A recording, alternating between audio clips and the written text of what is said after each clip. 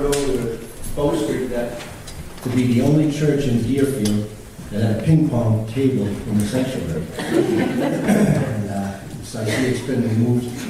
We posted about that up until just recently. I think the elders had a meeting this morning and they're going to put a pool table in instead. That's just rumor. But we do like to boast here. We have a lot to boast about, but only one in who all that boasting goes to.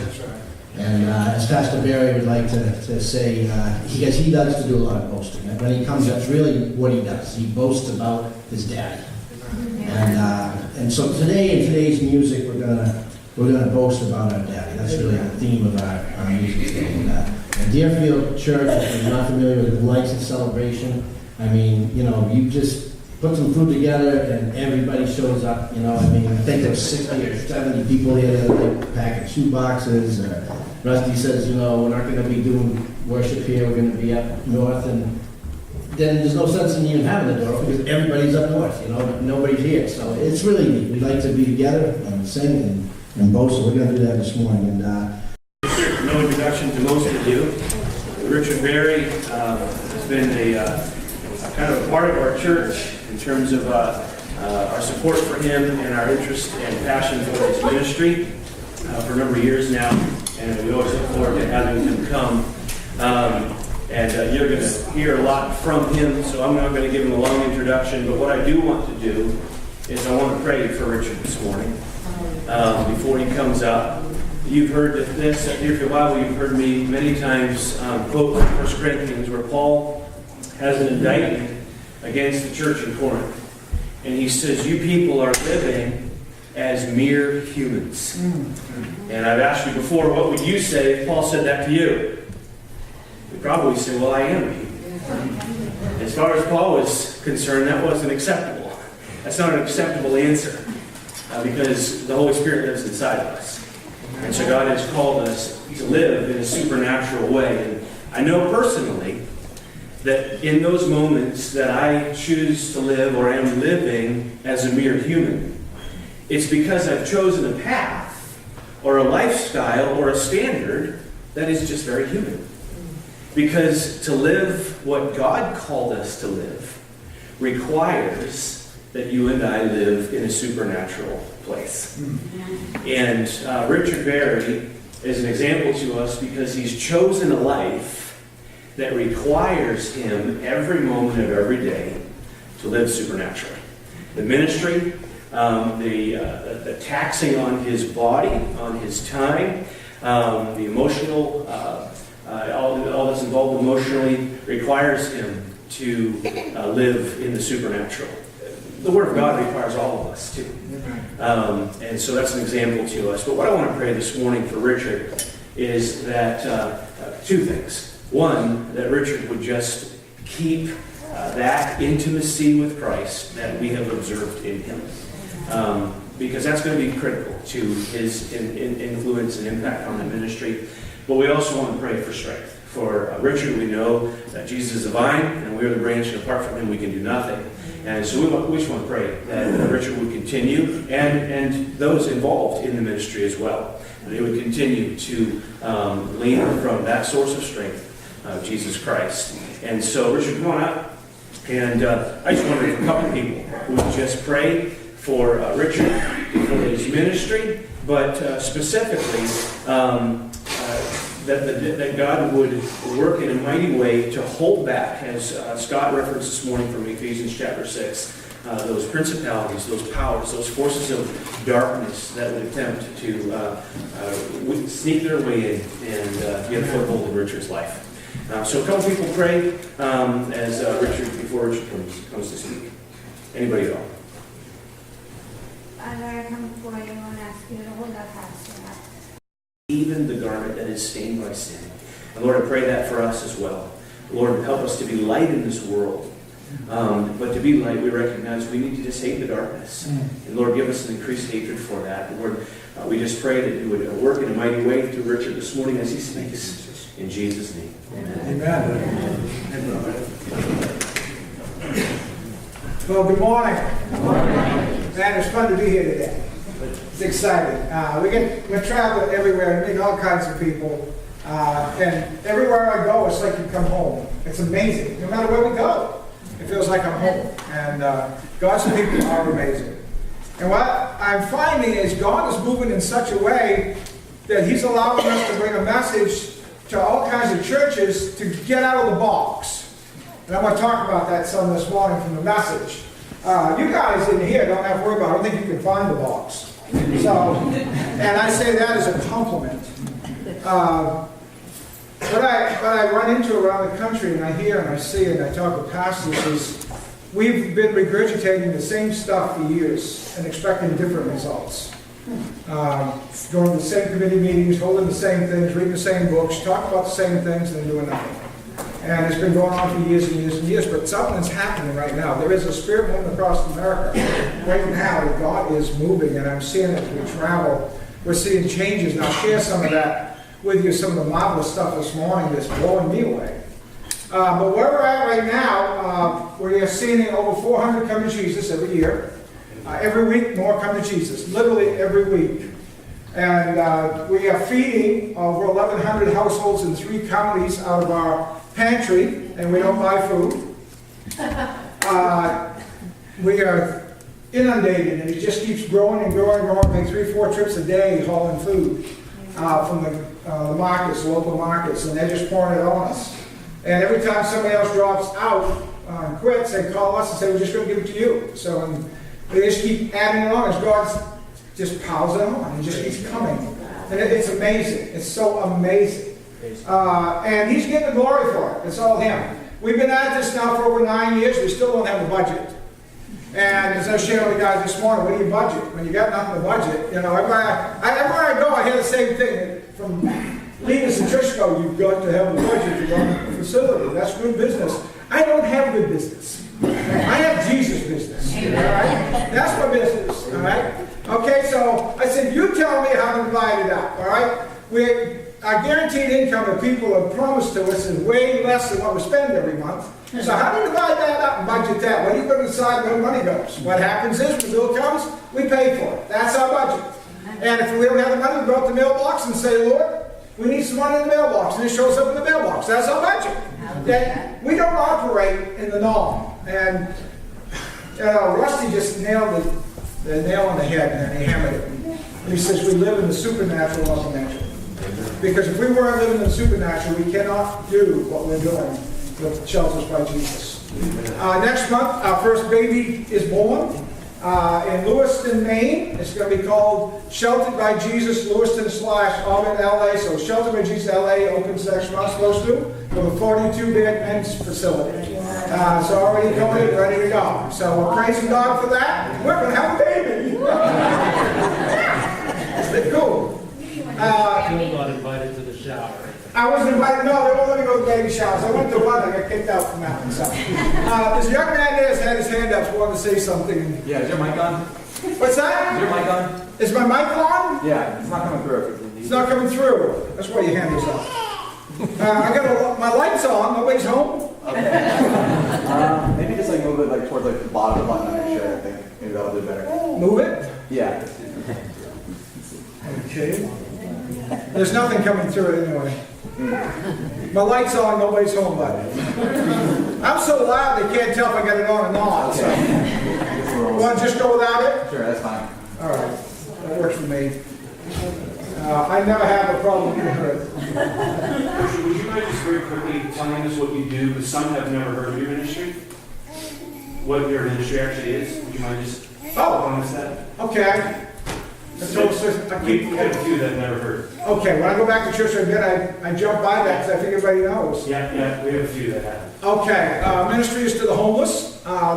We started out in 2008 taking one homeless guy in, giving him a bed, and 80% of my church, 100% voted, and in 6 months, 80% left. So I had 18 people, and more people living in my church than I had from now on. We call them residents and non-residents.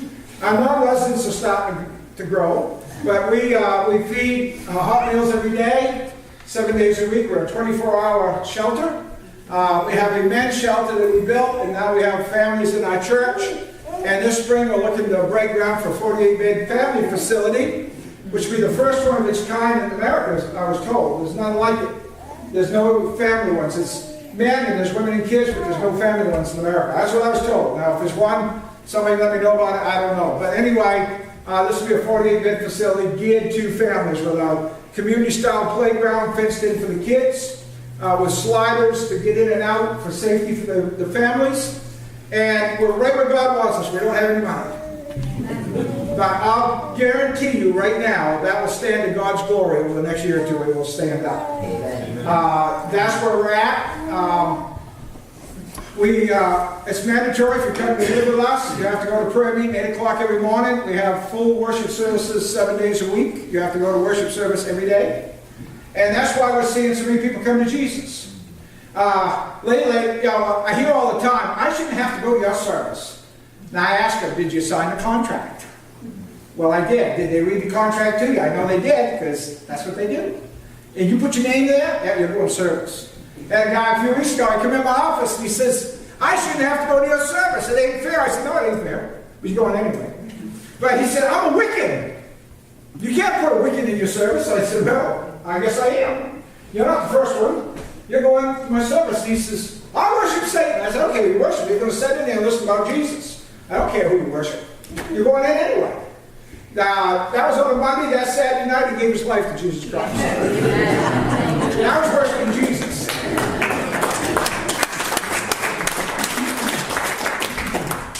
Yeah, everywhere I travel, I get asked the same question. How do you see so many come to Jesus?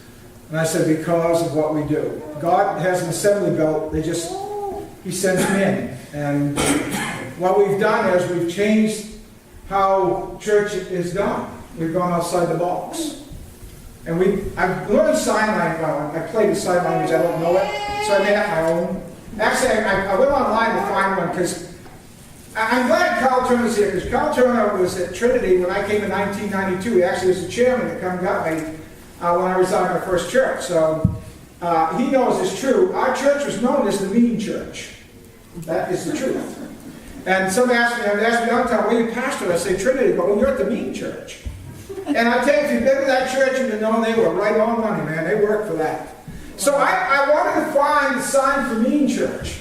And I went online and it went down here and then crossed over here. That was mean. And I don't know, I was told there's 17,000 ways to do it. That's mine. So I say, this used to be my church. All right? That's the sign for mean church. The sign for religion is this. Religion finds every fault you've got and tells you what it is. It tells you to go to hell and why. Here's the sign of Jesus and acceptance is this. This is our sign. We were this, now we're this. We don't care where you come from. We don't care what you look like. We don't care your color. You're going to come and find open arms. And if America is going to have revival, this is going to be your sign. Amen. You got to get rid of this. You got to get rid of this. You got to replace it with this.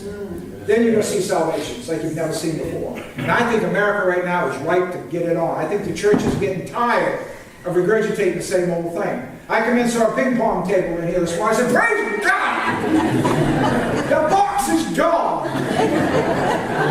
The Holy Temple has a ping pong table.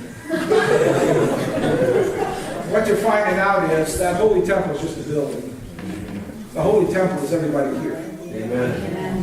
And I'll be talking about that in my message.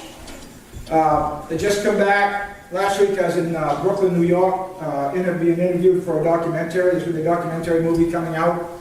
We're interviewing residents and former residents right now to put it all together. There's a Christian movie company out of Little Rock, Arkansas called Sold Out Pictures that is doing it. Originally we started with, there was an unsaved group, actually one saved guy who asked me about doing my book, and we signed a contract. Went on 2 years and the money was never raised. God didn't go that way, which was fine. I wanted his way.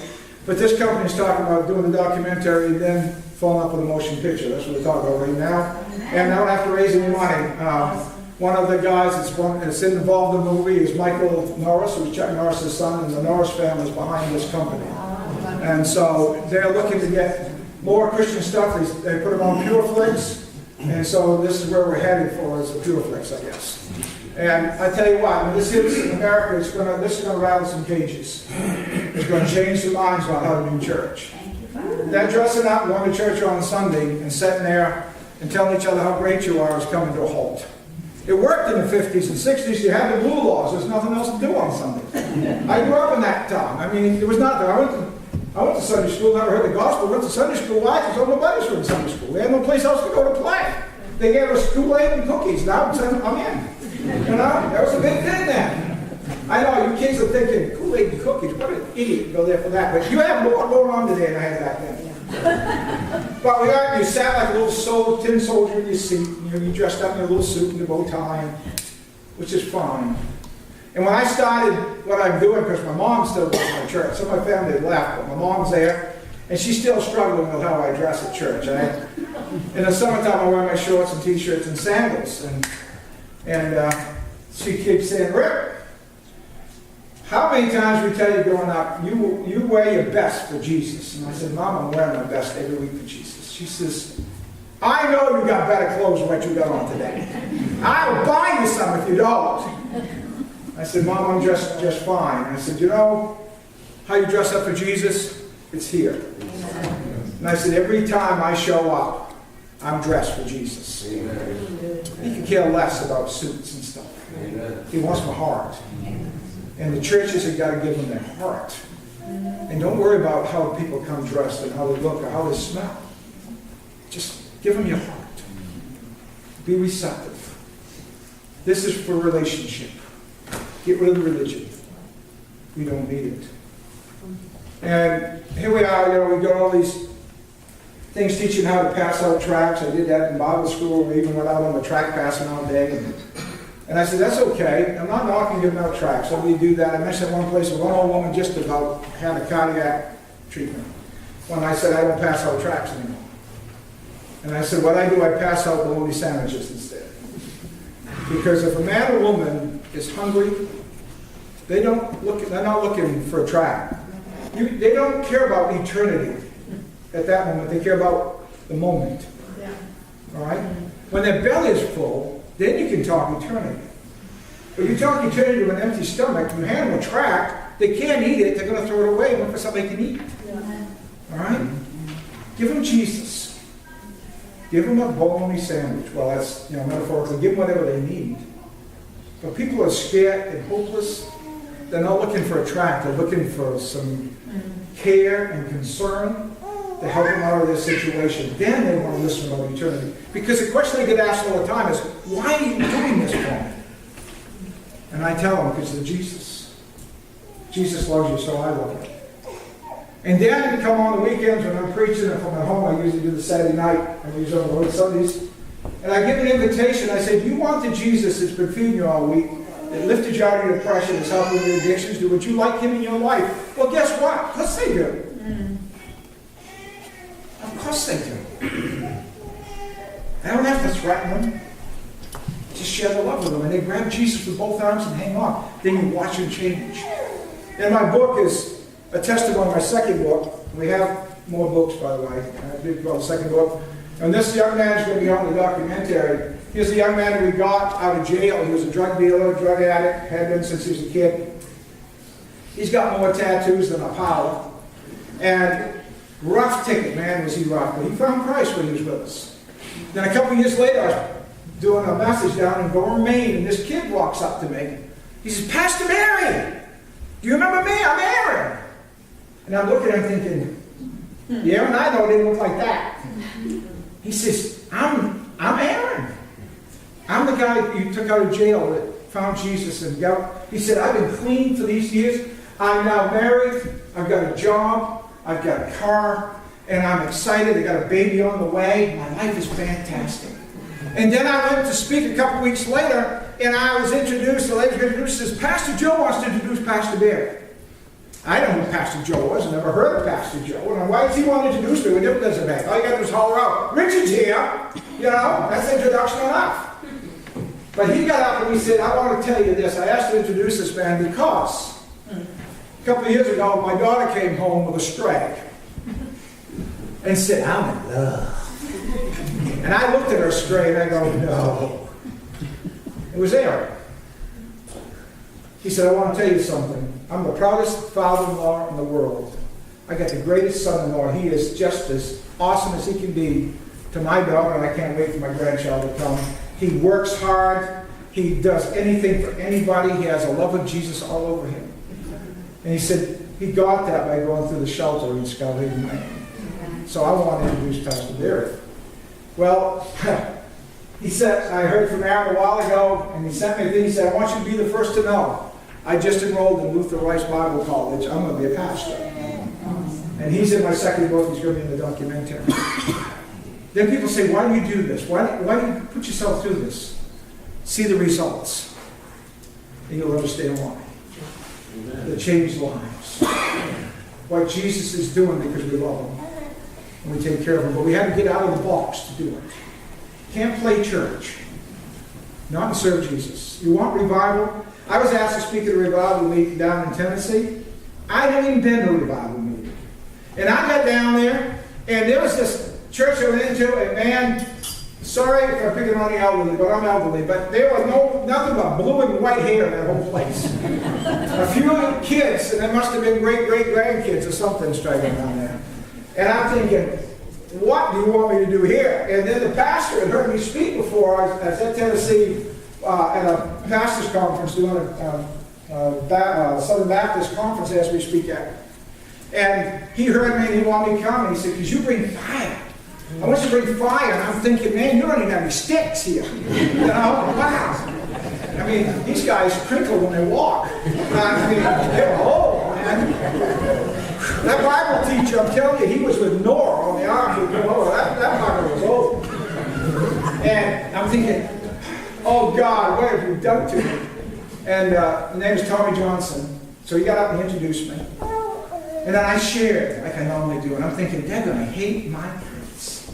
Because I share the same thing, the same way. I tell the same stuff. I don't care how it's received. And I laid it out there. And I'm thinking, well, that's in the revival. You know. And actually, it ended up being pre-revival because they had three big-name evangelists come in. They had from the area while down there they traveled around. And I did a Sunday morning. The revival actually started. Services Sunday night through Friday. And he asked me to come back Thursday just to meet everybody and all that. But we was booked tight. And I just got done doing a radio thing that morning. I went out to Cherokee Nation. I drove 5 hours down, 5 hours back, and spoke down there. And we were beat. My wife and I were just beat. And I got down to the radio station. My wife says, do we have to go tonight? And I go, no. She says, oh, you will. You never say no to nobody. So I said, we're going to go. I said, I'm not speaking. I'll call Tommy up and I'll just apologize. I mean, we're going to fly out early in the morning back. I said, I'm beat. I'm just beat. And so I got a hold of Tommy and I told him, and he said, well, when do we get you back here? I said, I'm coming back in January. I'm already booked out for that week. You're going to do the radio show in a couple of churches. He said, well, we have lunch or something. I said, sure. He said, well, I want to talk to you about stuff. He says, about what's going on. I said, well, how did you revive go? Dead silence. And wait a second, Tommy, how'd your revival go? I says, well, he said, I got to tell you, my people must be stubborn and independent. Because all the revival services, they did nothing. All I heard every night was, why can't we have the guy back who had Sunday morning? They wanted to hear something different than what they were hearing all week long. I was blown away. I said, God, what did you do to them? And then I got a call from them. Those old people took me on for $200 a month for my ministry. I'm going, there is a God. I just saw the Red Sea open. The blue hands come through. And I mean, they were dressed. Yeah, I got you. I said, don't be offended, ma'am, all right? Your hair ain't blue yet, so it's white. You're all right, man. Just take a deep breath. You're okay. You're okay. But there is a heart's desire for revival. But they need somebody to tell them how to get out of the box and not be what they've been. And for some, that's scary. But there's a spirit of God moving in this country that is a supernatural spirit that we're talking about. There's a supernatural spirit that is moving in America right now that makes it hungry for what we're doing. We've got a group in Massachusetts right now that just Their board decided to put a bid in on a house in the Lawrence area. They want to shelter by Jesus there. And I don't know how it's going to go, but it's in the talks anyway. And there's a group down in Virginia that's going to come up and meet me. They're talking about doing one there. There's a group in Tennessee that's talking about it. And the Cherokee Nation is talking about it. So what God is doing is moving. But to do that, you've got to have people that think differently than their brother Bob. We can't be the 1950s church anymore. The 50s church was effective in the 50s. We're not in the 50s. The competition out there is unbelievable for what's going on. When I was a kid, I went to church, there's nothing going on. Now Sunday, they can start early and finish late, there's stuff going on.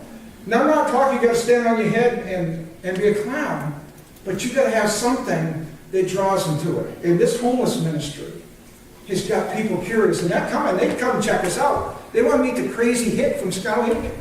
They're coming, and that people are driving long ways just to come and check out this ministry. Had a couple come up from Georgia. Drove up from Georgia just to meet me and see this ministry. And I'm going to be doing a tour down there. And they took us on for a large amount of money. And he said, I read the book, but I had to see for myself, is this stuff really real? And he met people, and he saw what's going on. He says, I want to support this. This is what I want. I want it for Georgia. So, anyway, Rusty, how much time do I have? We're not really that concerned about time. Okay, don't ever say that.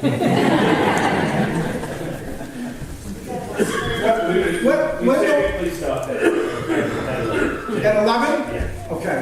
Yeah, because, I mean, there's lasagna waiting, right? All right, buddy, I'm not going over. So lasagna's ready, I'll be ready. You guys will have to figure it out on your own after I have the lasagna. I'd like to read you a passage from Judges chapter 7. And this is what I've been sharing lately on the road, and I'll share some of the impact. Judges chapter 7, starting in verse 1. And this is a passage, God showed me a whole lot more out of it, gave me a lot more insight. This is a passage God gave me when everybody left the church and I was discouraged. I took my hands up and was praying. And I called God Dad for the first time, and He brought Gideon to mind. But now, as I'm traveling, He's bringing more about this passage to mind that involves a lot more than me. It's more, I think it's going to involve everybody. Now, I know He wrote, this is about Israel and all that, but I think the application fits great for the American church right now, what we've got to do. Early in the morning, Jerubbaal, that is Gideon, and all his men camped at the spring of Herod. The camp of Midian was north of them in the valley near the hill of Morar.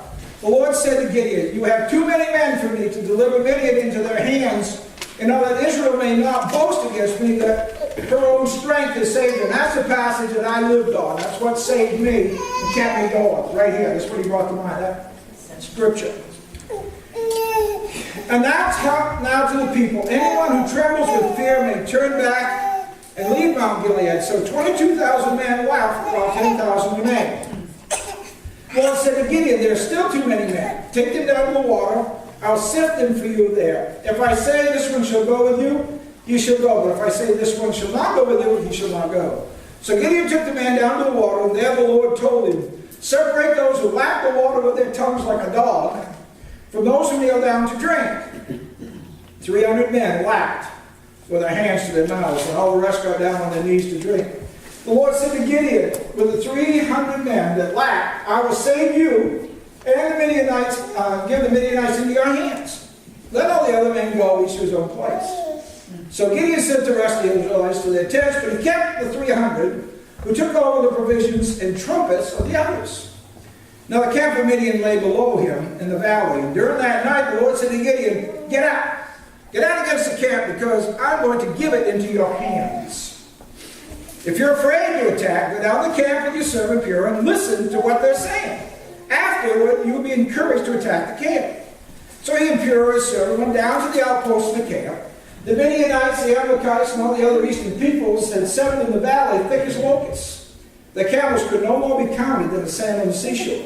Gideon arrived just as a man was telling a friend his dream. I had a dream, he was saying. A round loaf of barley bread came tumbling into the Midianite camp. It struck the tent with such force that the tent overturned and collapsed. His friend responded, this can be nothing other than the sword of Gideon, son of Joash, the Ishmaelite. God has given the Midianites and the whole camp in his hands. When Gideon heard the dream and its interpretation, he worshipped God. He returned to the camp and called, "Get up! The Lord's given the Midianite camp into your hands." Divide the 300 men into 3 companies. He placed trumpets and empty jars in the hands of all of them with torches inside. "Watch me," he told them. "Follow my lead. When I get to the edge of the camp, do exactly as I did. Where I and all who are with me blow our trumpets, and from all around the camp blow yours and shout for the Lord and for Gideon." Gideon and the 100 men really reached the edge of the camp at the beginning of the middle watch, just after they had changed the guard. They blew the trumpets and broke the jars that they were in their hands. The 3 companies blew the trumpets and smashed the jars, grasping the torches in their left hands, holding in their right hands the trumpets. They were to blow, they shouted, "A sword for the Lord and for Gideon." While each man held his position around the camp, all the Midianites ran, crying out as they fled. When the 300 trumpets sounded, the Lord caused the men throughout the camp to turn on each other with their swords. Wow. Amazing passage. And God showed me a lot more than Gideon. It wasn't just Gideon. He called a crazy man called Gideon to do something crazy. That is, that he was going to pick a guy that would be willing to go with a handful of men and think they could defeat thousands of men with a trumpet and a glass jar. Now, being a great soldier and leader, Gideon knew that isn't even possible. That's not the natural. As Rusty said, we're going supernatural, brother. This was the supernatural. And he says, for start out with, all of them are afraid to do this. Tell them to go home. Just go home. Then he said, I'll find some men that are as crazy as you are. You're going to know them because they're going to lap water like a dog. Those water lappers are going to be crazy enough to believe that the impossible is possible if I am showing my glory. But it's going to take certain ones. He handpicked those to go with Gideon, along with handpicking Gideon. What it takes is 2 things. It takes a crazy leader, a crazy leadership, and it takes a church full of crazies that are willing to follow their crazy ideas that God puts in. God is calling out the crazies. He's calling out the crazies. Because you're going to have to be a little bit crazy. If you want to see the supernatural, then you've got to go beyond the natural. You can't look at what the natural can do. You've got to look at what the supernatural can do. God has pushed me in that position. I don't have a choice. Where I go, they say, this great man of faith. No, he's a great man of no choices. I always get put in a place where I got no choice. So I go forward, and then God does his thing. You know, see, I told you no. And I'll go home and cry and whine and bellyache and put my hands up and say, what's going on, Dad? Where are you? And he shows up and I go, I feel bad now. So I understand. I still get scared. I wish I could say I don't get scared, but I do. Because I still live in humanity as well. No different than any of the rest of you. God is doing marvelous stuff, so he's different than we are. But I'm just like all the rest of you. I get scared of things, I see things, I question things.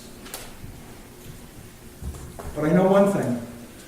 If we do this, God's going to bless us and we're going to see salvations in this country that are going to rival the Great Awakenings. Amen. A revival has started, but it's got to be with water lappers and crazy leaders. Now why I say it takes 2, because I've run into places where you have one and not the other. I called a pastor in Connecticut a while back. He's actually in my second book. I didn't name him. I just said, and I didn't name the place. I just said Connecticut. So that's not picking on him, but the story is true. I called him out and I said, I'm Richie Berry. He said, I know you are, Richie. He said, I heard you speak at Camp Spofford when you first started your ministry. He said, where won't? I said, well, I'd like to come and share the miracles that God is doing in this homeless shelter at your church. He said, you want to come and encourage my people to get involved with homeless people. I said, well, I want to come and share the miracles. Because I said, how much you charge? This ain't a fundraising tour. I want a faith-raising tour. God's done all these glorious things that I want to tell people about. And he goes, I know what happens when you come though. He said, I saw you in Camp Spofford. And he said, those guys got excited and inspired. And I'm thinking, You're not doing that in my church.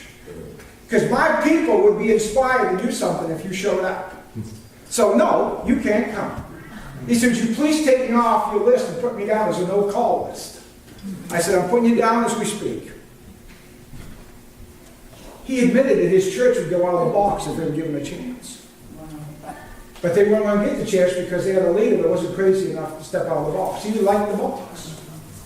And then I got Tommy Johnson down there in Tennessee that has me come down, and the thing he told me is, I want to do these things. I got these ideas and I want to do them. And he's a young guy, he's all fired up, and he doesn't want to do things the old way. And he says, I want this church to move, so bring you in to speak to him so we can move.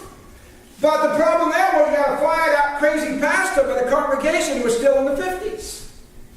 They had to come out of that before he could move. It takes both.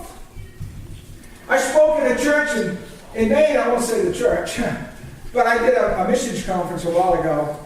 And I'm not a missionary, so I don't even know what a missionary is. So. Anyway, that's a guy who goes to Africa and chases naked people, I guess. But anyway, I don't see myself as a missionary. So, anyway, I was asked to be one of the 3 speakers for this missions conference. And actually wanted me to be the guy that finishes off on Sunday and all of that. So I did, and I shared all of this.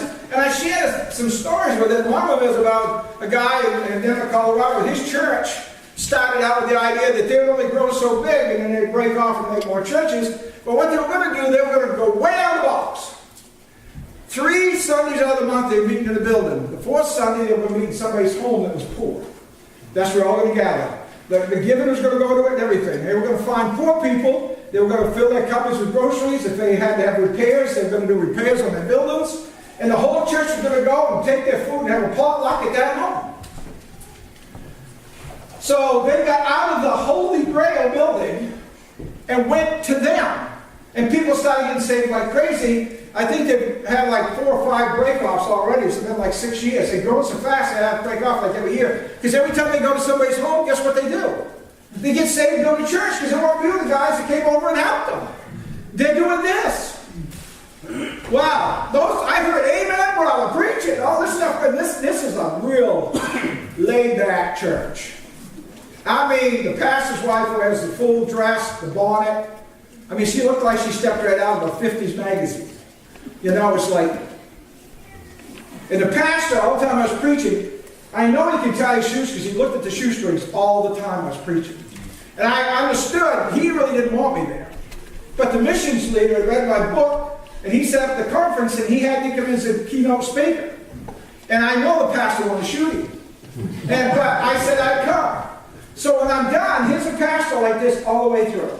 Literally. Never looked up. Not once did he look up. He finally gets up and walks up front. And then God showed me something. He just blew me away. Here's what he said. Richard and I are total opposites. But I'll say this. I heard what God had to say this morning. And I see the response you all had.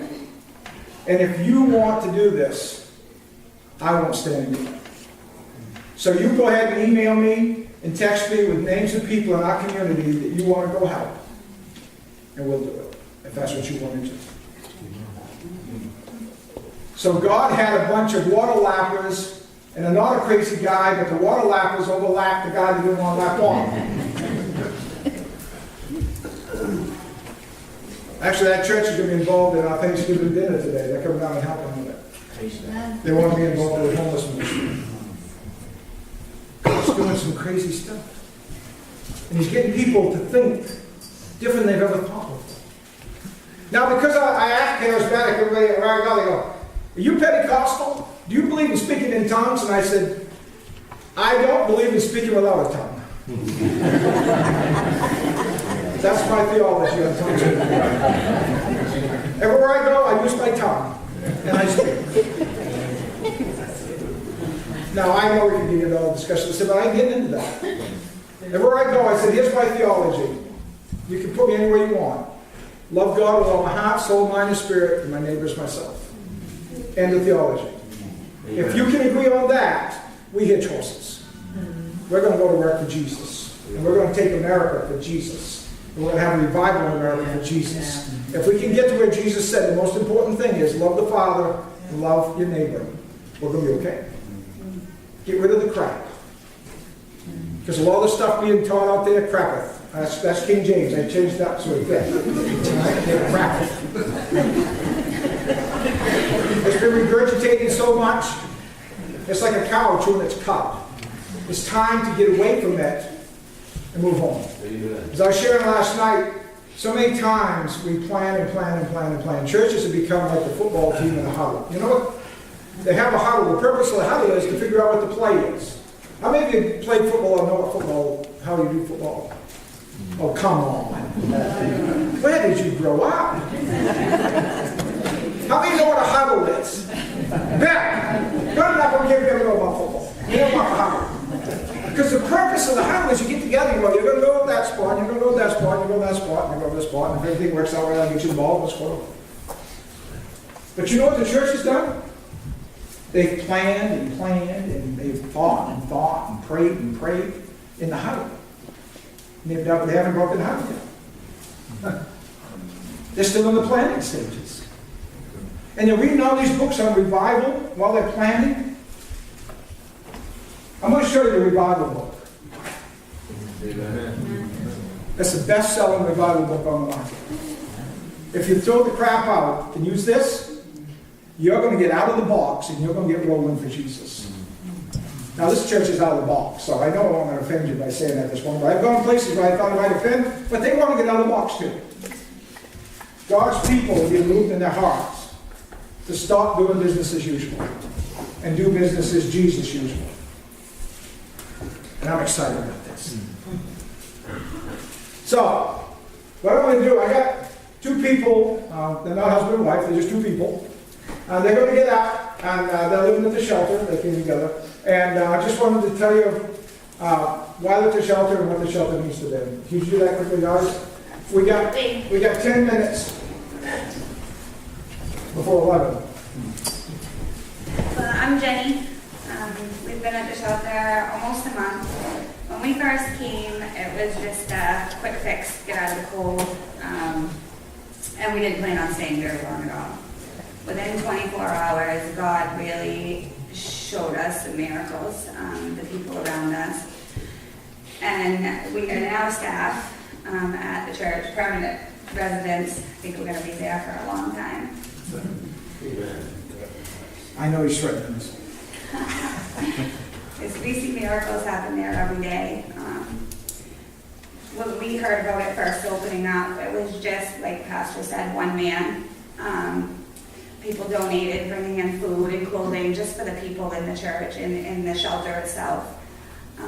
Now the church holds over 800 people in the community, feed over 1,000 people in the community, including the people that are at our church. We have Bible studies every day, praise and prayer in the mornings, and you really see people opening up. People that you wouldn't believe that would have any faith and don't believe it themselves, we see changing on a daily basis. One person had said, you know, we're not homeless, we're houseless. And I firmly believe that. I don't believe we're houseless either. We have a house within Jesus. He's made many, many miracles, many things changed in our life. And I personally thank the Lord for this place and the miracles that He's doing through Pastor Barry. And I'm just very thankful to be part of this ministry, to be part of this family. If you also mind, I'm going to open with a prayer. Papa, I just come before you and thank you and praise your name. And thank you that we have another day, Father. Father, I stand up here and I'm wordless, which is unusual for me. I just ask for your guidance. I ask, Father, that you just wash us in the precious blood of our brother, our Lord and Savior, Jesus Christ. Through it is His power, Father, that I lean upon. Holy Spirit, just ask that you guide me. Not for our glory, but for the glory of God. And we ask this in the precious name of Jesus. Amen. My story is very similar with Jenny's. We're going to backtrack a little bit. We are not man and wife, but I've known this woman for about 30 years. So as far as with us, we are definitely married. We know we need to do it legally. That being said, raised in the church all my life. I'm 43 years old, or will be soon. Always had a faith, always had a belief in God. Always felt a call and always felt a knocking on my door. Real good at ignoring that knock. Became a professional at ignoring it and trying to do my will. Life has handed the both of us. Again, we have a similar story. So when you hear my story, you're going to hear a lot of the same things. There are some differences. But we grew up in institutions, one after another. Boys' homes, groups homes, foster homes, youth center, county jails, prisons, mental institutions, drug rehabs. For the probably about 30 years of my 43. Really bitter, just confused, hurt. You know, I get people telling me, you know, God wants good for you, and if you just come to the will of God, you know, things will get better. My foster family, they've been part of my life since I was 11. Came into my life at a time when all I saw was darkness. I truly needed a lighthouse. I needed something that I could see from far off to guide me because I was truly lost. I was headed down a road that I feel would have landed me in prison for the rest of my life. And then back at 18, I was standing in a federal court and they were telling me that I would never see the light of day again.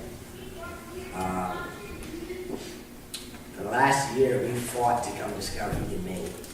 Fought and fought and fought. Not to. We wanted to be anywhere but Skyrim. We fought so hard that we came from Texas to Maine in November. We chose to remain outside in the cold because we did not want to go to Skyrim. Homeless all last winter.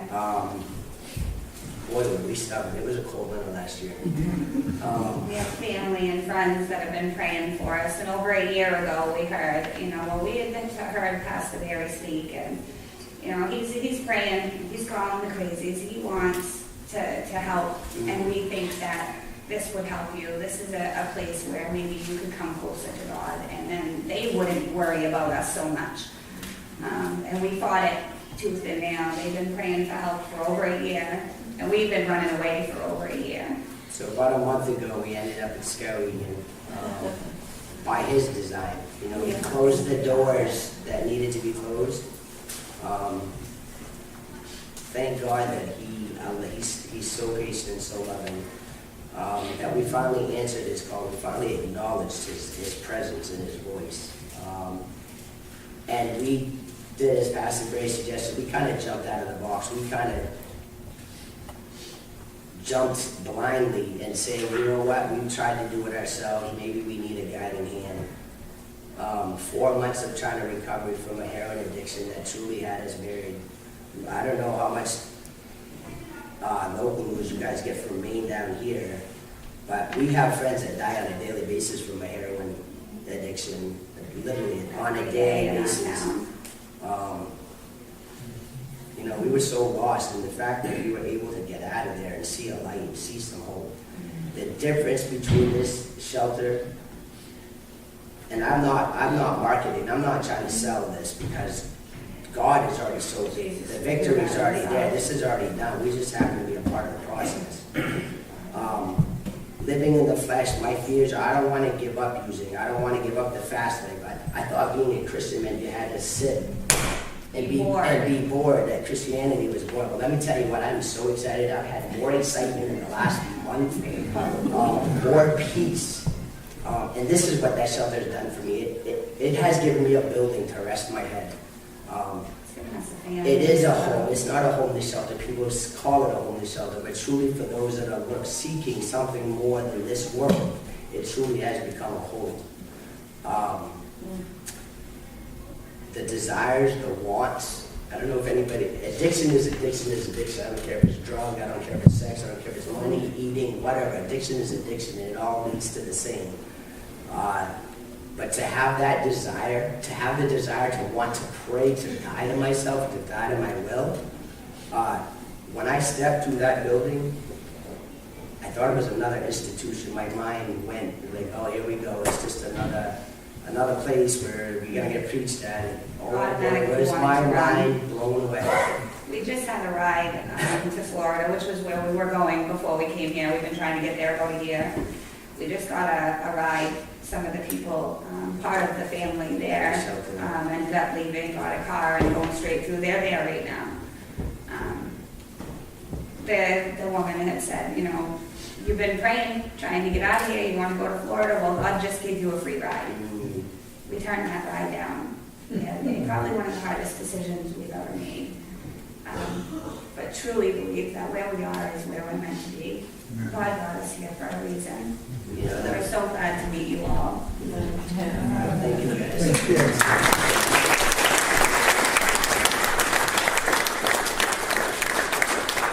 Okay, in 2 minutes. Just let you know, we have an e-letter you can sign up for if you haven't.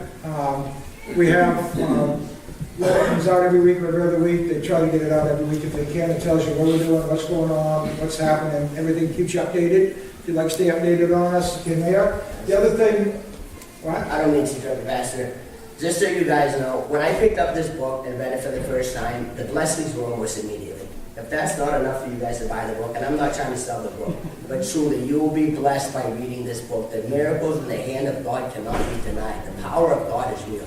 If y'all are tired of being bored and tired of being, not this church, I'm not speaking to individuals, just as a whole, let the excitement of this work, of this book take its work, because the power of God is in that book. It's here, it's happening.